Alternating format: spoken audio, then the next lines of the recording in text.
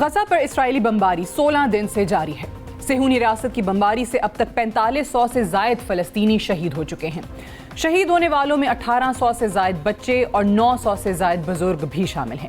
16 دن کی فضائی بمباری کے باوجود صہیونی افواج ابھی تک غزہ میں داخل ہونے میں کامیاب نہیں ہو سکیں۔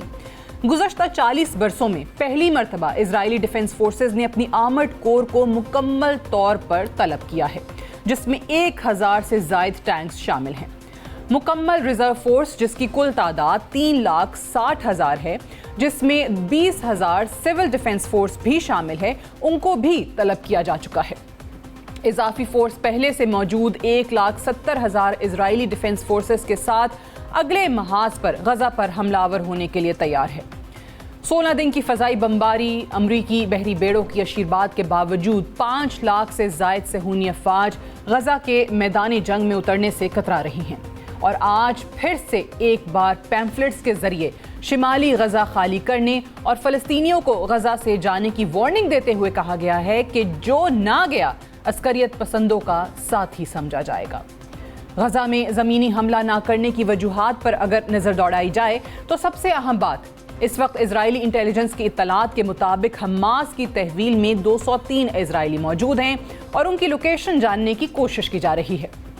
زمینی حملے کی صورت میں اسرائیلی قیدیوں کی جان کو خطرہ ہو سکتا ہے۔ دوسرے نمبر پر اگر دیکھا جائے تو اسرائیلی جرنیل 2 فرنٹ وار سے خوفزدہ ہیں۔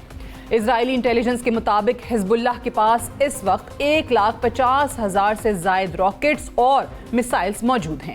حزب اللہ کے پاس حماس سے بہتر اسلحہ موجود ہے، جس سے اسرائیل کے دفاعی نظام کو بآسانی ناکارہ کیا جا سکتا ہے۔ تیسرے نمبر پر اگر دیکھا جائے، الاہلی ہسپتال پر اسرائیلی حملے کے بعد فلسطین کے دوسرے حصے ویسٹ بینک میں بھی اسرائیل کے خلاف مظاہروں کا سلسلہ شروع ہو چکا ہے۔ اسرائیل کسی بھی صورت 3 وار نہیں چاہتا۔ ویسٹ بینک میں 2.7 ملین فلسطینی رہائش پذیر ہیں، اور اگر اسرائیل کے خلاف ایک اور بغاوت نے سر اٹھا لیا تو اسرائیل کی 7 لاکھ افواج اور فلسطینیوں کے درمیان جھڑپوں کا آغاز ہو جائے گا۔ چوتھے نمبر پر اسرائیل کو ایران سے بھی خطرہ ہے۔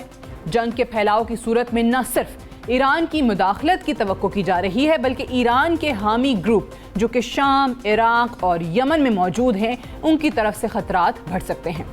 5ویں نمبر پر اگر دیکھا جائے تو شاید اسرائیل کو امریکہ کے دوسرے بحری بیڑے کا بھی انتظار ہے۔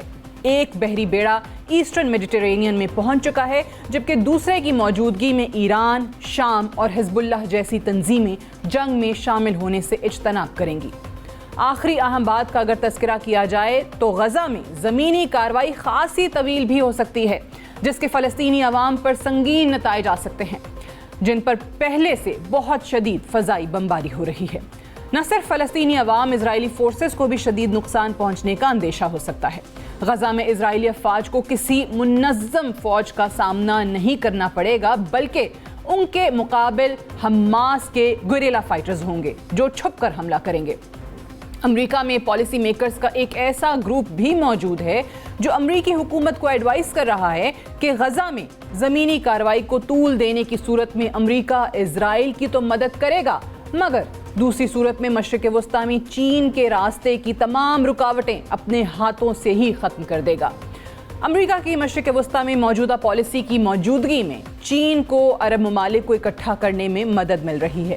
اسی تناظر میں ہم دیکھ چکے ہیں کہ ایرانی صدر ابراہیم رئیسی اور سعودی ولی عہد محمد بن سلمان کے مابین ایک بہت ہی اہم ٹیلی فونک رابطہ ہو چکا ہے۔ تمام ریاستیں بہتر انداز میں ایک دوسرے کے قریب آ رہی ہیں۔ آج کے ایڈیٹوریل کو ہم اس نقطے پر کنکلوڈ کرتے ہوئے واضح کرتے ہیں کہ جب یہ جنگ اپنے اختتام کے قریب ہوگی، تب روس، چین، ایران، سعودی عرب اور عرب ریاستوں کی شدید خواہش ہوگی کہ فلسطین کے مسئلے کو سفارتی سطح پر حل کیا جائے، جو کہ سب کے لیے منظور بھی ہو۔ غزہ کی موجودہ کشیدہ صورتحال میں اگر عرب ریاستیں ایک دوسرے کے قریب نہ آئیں تو عرب عوام میں بغاوت کے اثرات سامنے آ سکتے ہیں۔